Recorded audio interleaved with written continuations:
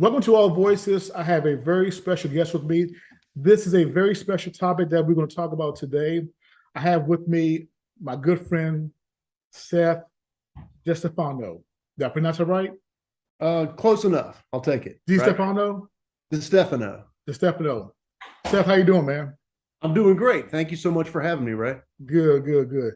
Hey, man, again, it's great talking to you, man. Of course, we go back to the days of the radio station and everything, had a good time. And again, I see you doing well. Seth, we're going to talk about a main topic that's on the ballot in November. That's Amendment 2 and Amendment 4. But before I get to my questions, Seth, please tell the viewers something about Seth. So my name's Seth DiStefano. I'm the Policy Outreach Director with the West Virginia Center on Budget and Policy. I currently live on the east end of Charleston. I'm a volunteer with community radio here, originally from Randolph County, West Virginia. So I come from a little further north, went to WVU, and I love our Charleston community. I'm very happy to be here with you this evening and all your listeners too. All right, let's get this started. Seth, I'm going to go with some light questions, and then I'm going to get into the heavy questions. Again, on the ballot, Amendment 2 and Amendment 4. Please give the folks the skinny on Amendment 2 and Amendment 4 and what's it about, and then we're going to go deeper into it. Sure. So I think that, this year, very clearly, voters are going to be asked to weigh in on a couple of questions that involve amending West Virginia's state constitution, right? This is the governing document of the state of West Virginia. And two of those questions involve some things that are very dangerous, we feel, and we hope that voters take the time to get educated and understand what's at stake for their communities. Both of them would give the legislature a lot more power, right? So that's like the 30,000-foot view, Ray. And so for all your listeners out there, one of the big questions I think that everyone needs to answer when they step into the voting booth is, does the state legislature of West Virginia need more power, right? Do they need more power at all, right?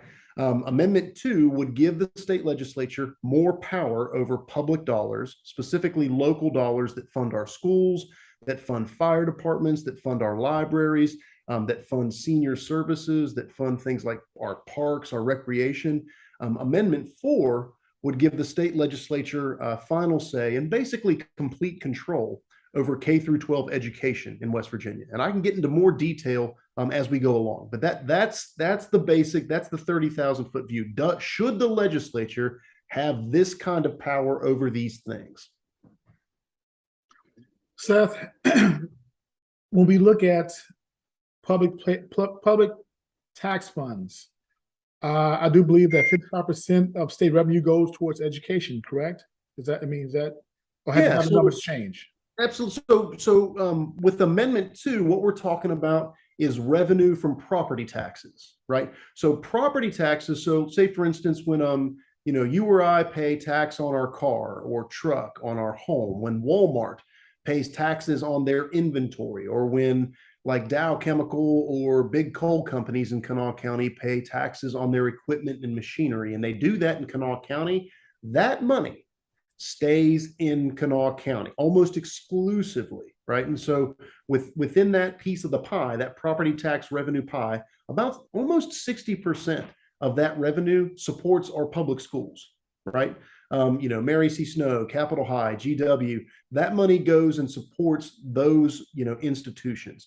About 4 million and change goes and, supports the city of Charleston here for the various things they do. And then another big chunk goes to the county commission for them to, support the various services that folks need. So I guess the point I'm trying to make is that when you pay property taxes, when big corporations pay property taxes here in Kanawha County, that money supports things that people in Kanawha County interact with on their day-to-day life and are very important. Seth, when we look at monies coming into the state already have a rainy day fund. Yeah. Or a surplus, basically. Mhm. Is there a goal that they're trying to reach as far as a dollar amount of the surplus? Because this is something that Governor Justice has mentioned time after time, that the money, the rainy day fund is growing. There's a surplus. Um, are there any plans on what they plan to do with this surplus? So I guess the governor and the leadership of the state senate and others are kind of at loggerheads over this particular situation. I'd like to expand on this question a little bit more. Amendment 2, whereas like currently the way it works now is that the revenue from the property taxes that folks pay stay exclusively in the county, and the decision making really belongs to the people and their elected representatives locally, like your city council members, your mayor, your county commission. Those are the folks that really have that decision making power. Amendment 2 would take a big chunk of that decision making power away from people like you and me and the folks listening at home and put it in the hands of the state legislature, right? It would take a very large chunk of money. I think it's around $47 million of Kanawha County property tax dollars that would become, under the command and control of the state legislature. Now, to your question, does West Virginia really have a surplus? Do we not have a surplus? Currently, technically speaking, we do have a surplus, but the problem is that we also have a lot of needs within our community that are just not being addressed, right? And so, we have a foster care crisis. We have some of the worst regional jails in the entire country. We have chronically underpaid state employees who have insurance that a lot of them find difficult to use. These are all symptoms of public programs not being funded properly, right? And so I don't, one of the big problems about Amendment 2 is that we hear a lot of promises as to how counties and school boards will be made whole financially, but I don't know how the state does that when they're not taking care of the things they're in charge of taking care of, if that makes sense, right? Like, so the state legislature and the governor and the state of West Virginia, they have pots of money to pull from already, right? I don't know why they feel they need to take away local dollars or take control of local dollars when it seems pretty clear to me that they're not doing all they can for certain things that are already happening in West Virginia with the money they have, if that makes sense. Seth, when we look at Amendment 4, as you mentioned, how they could take money from the schools. Mary C. Snow, for prime example. Tell me, or tell the viewers, how will that affect that school? And just in particular, just give an example. So I think this is a great question. I'm really thankful to be here today to talk about this particular issue because this, amendments 2 and 4, a lot of what it comes down to from a policy perspective is what we call preemption, right? You have a larger, more powerful body of government, the state legislature in this particular instance, trying to take power away from more local sources of government, your city councils, your county commissions, your boards of education, the state board of education. Amendment 4 would basically subject every decision and every rule that the state board of education makes to legislative approval, amendment, or denial, right? So in practice, what it does is it basically puts K through 12 education under the command and control of the state legislature, right, by an up or down vote, in the legislative process. For families who have kids that go to Mary C. Snow on the west side of Charleston, a predominantly Black neighborhood, right? I would really urge caution here. This is very serious because, for Black West Virginians and Black Charlestonians, your biggest source of power and your biggest way to have a voice in education is locally, right? You don't want to have to go down to the state legislature and say, listen, we don't like, the fact that you're trying to ban books, or we don't like the fact that you're making up all this stuff about critical race theory that isn't true. We don't, your power as a parent of a child that goes to Mary C. Snow or GW or Capital, your power is with your local school officials, your county board. But What Amendment 4 seeks to do is to take that power away, right, from you locally and kind of force you to try and negotiate with the West Virginia state legislature. That's a big part of it, Ray.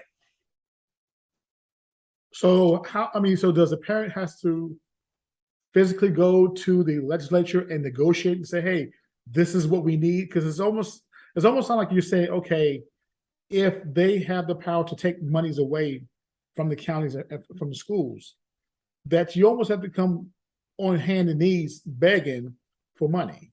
Yeah, no, that you are 100% right, and it doesn't stop at schools, right? So when we think about Amendment 2, right, that's the money amendment, right? Like that's the amendment that seeks to give the legislature more control over your money that otherwise would stay in your local community. You know, things like funding for your schools, things like funding for your local fire department, things like funding for the library, things like funding for other public safety initiatives, senior services, all these things would become under the command of the state legislature, and it would force citizens like yourself, like your listeners.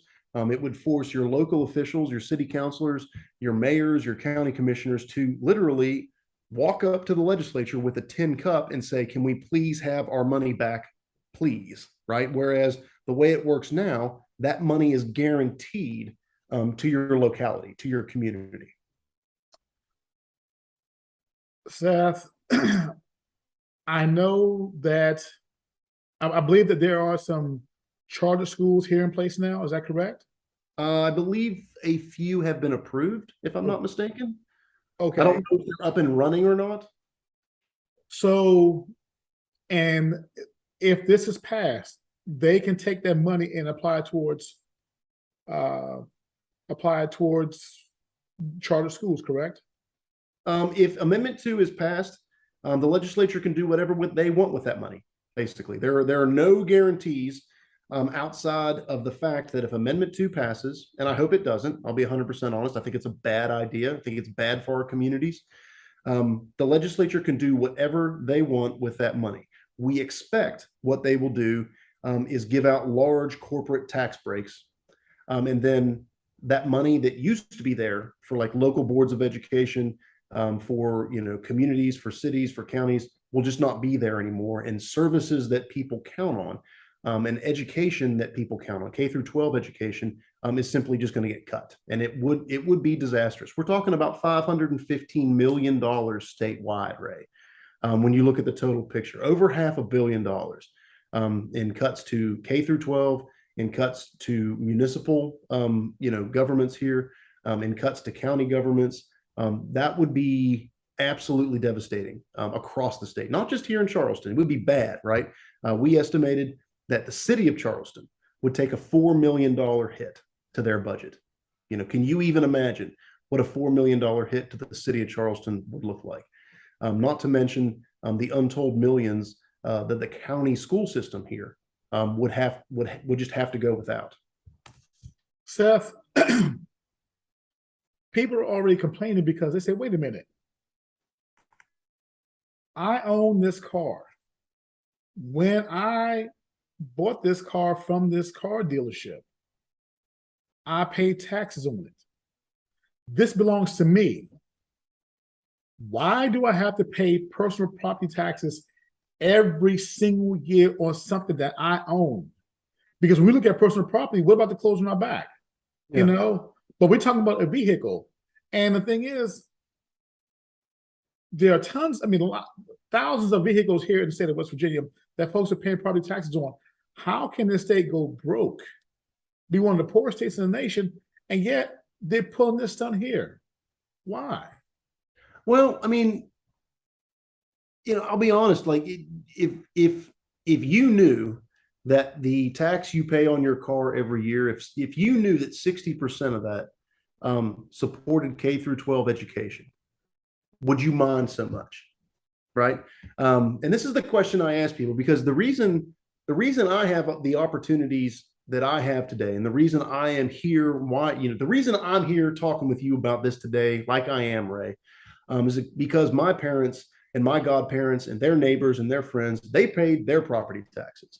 And because they did that, there was revenue for me to go to a good school, in rural Randolph County, West Virginia, and I was able to go get an education and have things like public safety and parks and stuff like that. Really, I feel like it's my turn to do the same, right? Like it's the revenue from property taxes aren't just an investment in our communities. They are an investment in our future. They're an investment in the kids that are going to school now, that are going to continue to make West Virginia a great place to live. Seth, there's an article in the Metro News that the state Board of Education has taken over Logan County Board of Education. Yes. Is this a sign of what's to come? I mean, it is scary because,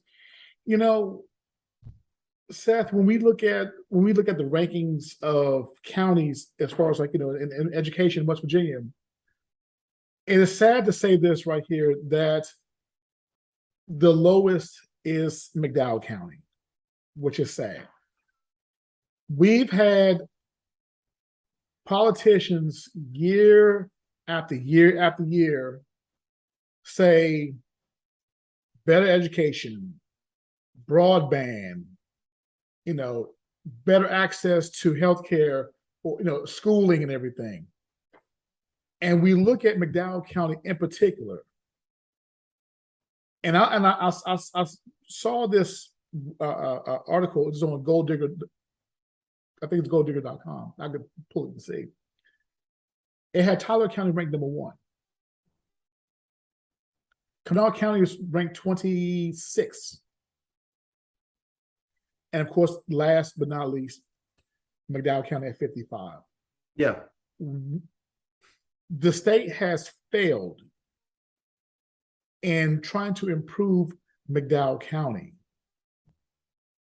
And my thought is, you work on, you maintain your strengths, you work on your weaknesses. So when it comes to education as a whole, because again, I'm stressed, I'm stressing a whole lot on education in this conversation here. You want to help bring those folks up. Bring them up.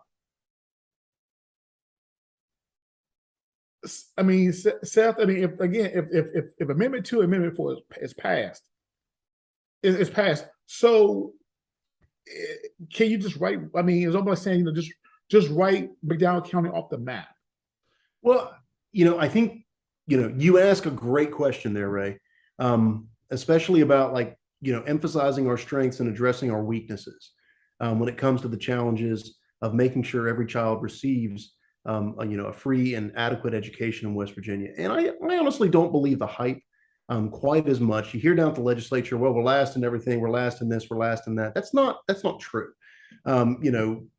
What I would say, the one thing that we just consistently ignore in West Virginia from a policy perspective that absolutely impacts a child's ability to achieve and to go out and get a better life for themselves than their parents had is the issue of poverty, right? And so, you talk about McDowell County, and you make a great point.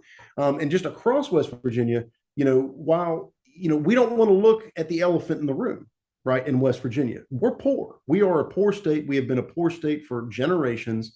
And if I believe, just even outside of reading and writing, there's a reason that, kids, and I'm not trying to be classist, I'm not trying to be alarmist, but there's a reason that kids who can afford an education and families who can afford an education at Charleston Catholic do better than kids in McDowell County. It's because, on the whole, those kids aren't poor, right? Those kids don't struggle with poverty. They don't go to bed hungry, and so if and when West Virginia begins to truly address poverty, I think that you will see a lot of the discrepancies and a lot of the things that we have struggled with generationally start to disappear, especially from our educational attainment standpoint. I really do believe that.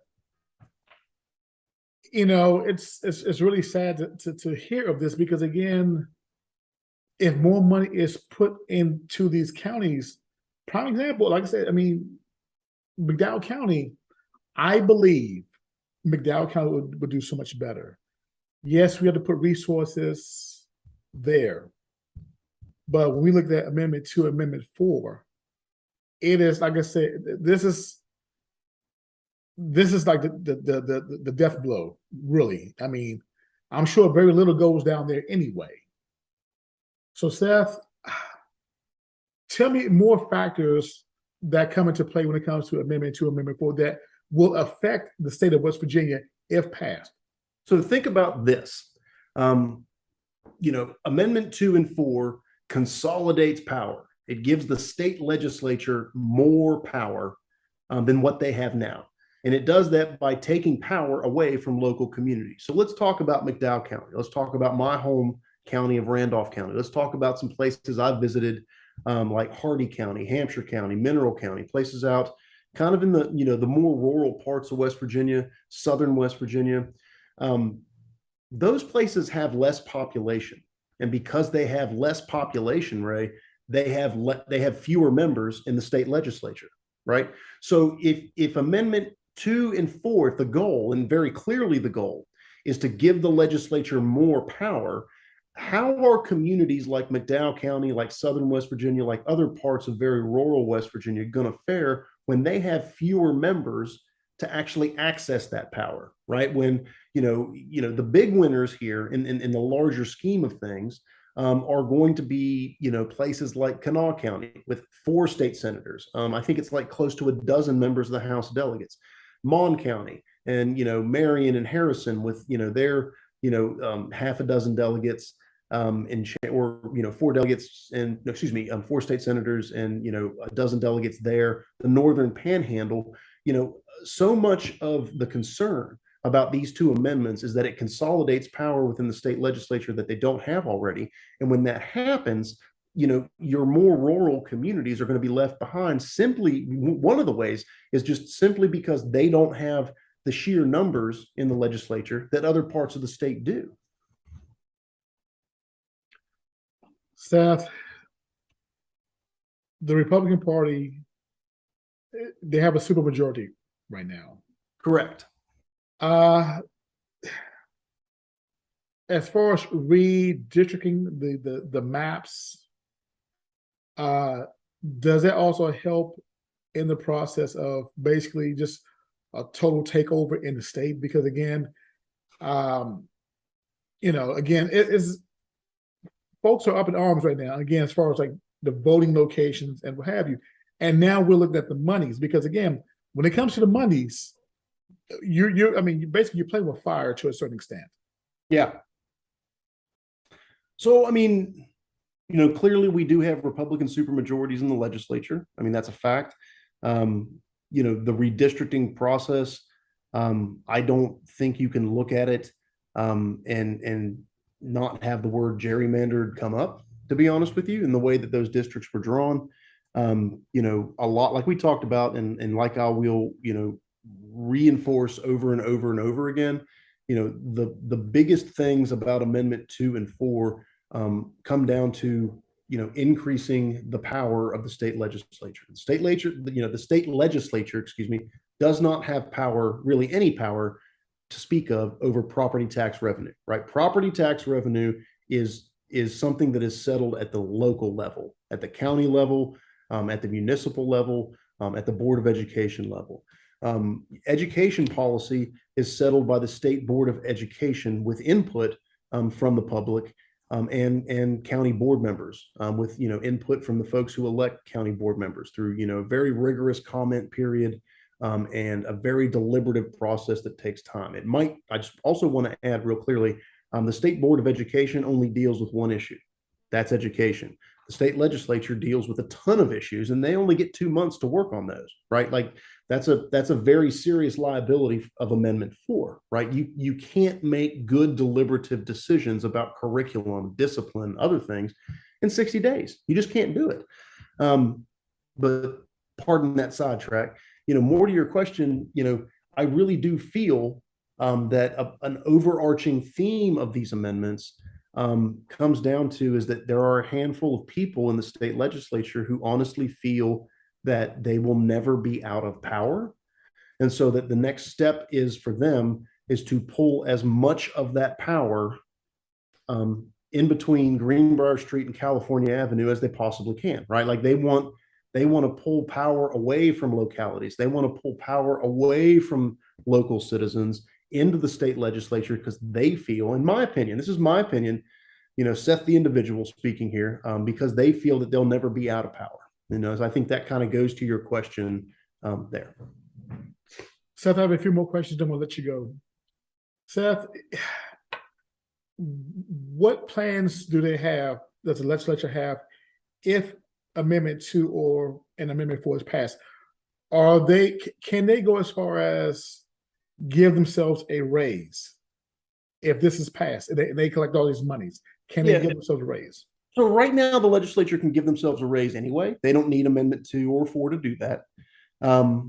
If Amendment 2 passes, you can absolutely expect the legislature to hand out hundreds of millions of dollars in corporate tax breaks. First and foremost, that's, very clearly, like that will happen. It's not going to be your mom and pop shops that really see the benefit. They might see a few, dollars here or there. It's going to be your big coal companies, your big natural gas companies. It's going to be big retailers like Walmart and Kroger that are going to walk away, and your big auto dealers who are going to walk away with hundreds of thousands, if not millions of dollars that otherwise would support our public schools, our fire departments, our parks, that kind of stuff. That's Amendment 2. That's what you can expect. If Amendment 4 passes, what you can expect, Ray, and what every parent with a child in public school can expect is that our public schools will become political battlegrounds for all these wedge issues you hear about, right? It's going to be, like right now, or at least, I don't know, I haven't heard anyone complain about it in a while, but critical race theory was the big thing for like a couple of years, right? Like it was, but once, if the state legislature gets command and control over curriculum, in which Amendment 4 would give them total control over curriculum in West Virginia's K through 12 schools, a phenomenally bad idea, I might add. You can expect, and every parent in West Virginia can expect, and I want you to know this, I want every parent in West Virginia to know this, our schools will become political battlegrounds, right? They will become, ground zero for all of these wedge issues that we hear about, we get mailers about, we see commercials about, all that stuff. And it's going to be West Virginia kids who really pay the price on that. Damn, that's deep.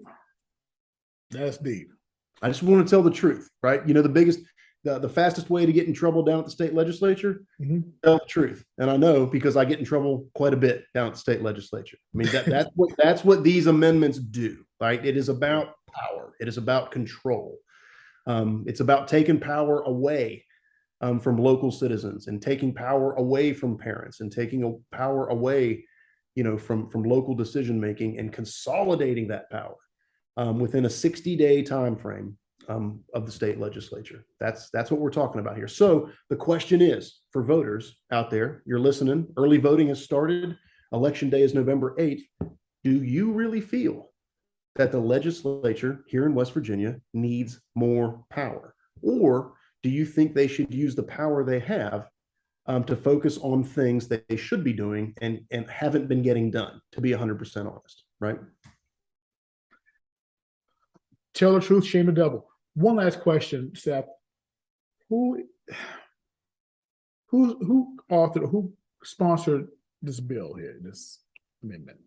So in West Virginia, in order to get an issue on the ballot for like a referendum, like a constitutional amendment, you have to get, it's called a resolution, a joint resolution, and you have to get 2/3 support in each chamber of the legislature, and the governor gets no say. So unlike a traditional bill where the governor has to sign or veto, something like this, we're seeing with Amendment 2 and 4, Governor Justice didn't get any say in this. Once the legislature had the votes, they passed it out. And that's a product of supermajorities, right? The West Virginia Chamber of Commerce and the West Virginia Manufacturers Association, Amendment 2 has been a goal of theirs for decades, right? Their membership, the big dogs, right? Like the big corporations, they're the ones who stand to gain millions and millions and millions. Amendment 4, in my opinion, is just part of the continued war against public education in West Virginia that we've seen over the past couple of years, right? Right now, the legislature does not have power over things like curriculum in public schools. Right now, the legislature does not have power over things like discipline in our K through 12 classrooms. Those decisions are left to education professionals on the State Board of Education, who go through a very deliberative and transparent process to come to the best decision they can come to for West Virginia kids. Amendment 4 seeks to take that away, right, and put it in the hands of the state legislature, who honestly only get about 60 days to come to decisions on the things they work on. Seth, I'm done. But before I let you go, man. This is good talk here, really. And folks need to know what is going on and what's at stake. How much time do you need? You got the final word. Tell folks what they need to do. And again, preach to them, vote. You ready? I'm ready. How much time do you want? I just a couple of minutes. We'll keep it simple. It's up to you. If you want to go over 2 minutes, that's fine. You ready? Yeah, I'm ready. Go. There's no excuse for not voting. I'll say this again. If you know someone who brags about not voting, you need to make them feel bad. And you need to make them feel bad because amendments 2 and 4 are dangerous. They are dangerous for our communities, and they're dangerous for our kids. It is not okay for a handful of people to try and take power away from you, right? If you have an issue locally that requires a little bit of funding, say you want a little bit of money for a Little League baseball field, or maybe you want a few dollars to support the food bank on the street corner down there. You have so much more power to achieve that in front of your county commission or in front of your city council than you ever would in front of the state legislature, right? And so by taking public dollars away from local citizens and putting them under the control of the state legislature, you, the citizens listening to Ray's podcast here, you lose power, right? That's not okay. Don't let them take away your power. And that's Amendment 2. Amendment 4, literally, and I can't stress this enough. Some people get angry when you say, well, Amendment 4 will politicize the classrooms. They're like, well, that's not true. Yes, it is true. If you put the state legislature, a body of individuals who oftentimes are well-meaning, I know many of them, right? I lobby at the state legislature, but they run for election and they are subject to politics. They are subject to political pressure. The reason we do things the way we do them now in West Virginia is because it insulates kids. It insulates them from politics. It keeps politics out of the classroom. And that's a good thing, right? We don't want all these political footballs that we see every 2 years bouncing around in our kids' classrooms. That's no good. That's no good for kids. That's no good for communities. And so, West Virginia, Charleston, the city, everywhere, I'm telling you, these things are important. If you need to know like where your early voting location is, you can figure that out. You can vote right down here at the Kanawha County Clerk's office, right? Or there's probably a satellite location in your neighborhood at which you can find at the county commission office, kanawhacounty.us.gov. So Ray, thank you so much. It's been an honor to be here on Our Voices, and I hope to catch up with you soon. Seth DiStefano, hey man, thank you for coming to Our Voices, man. Good talking to you, man. You take care, okay? Thank you, brother. All right, don't go anywhere. Hold on. All right.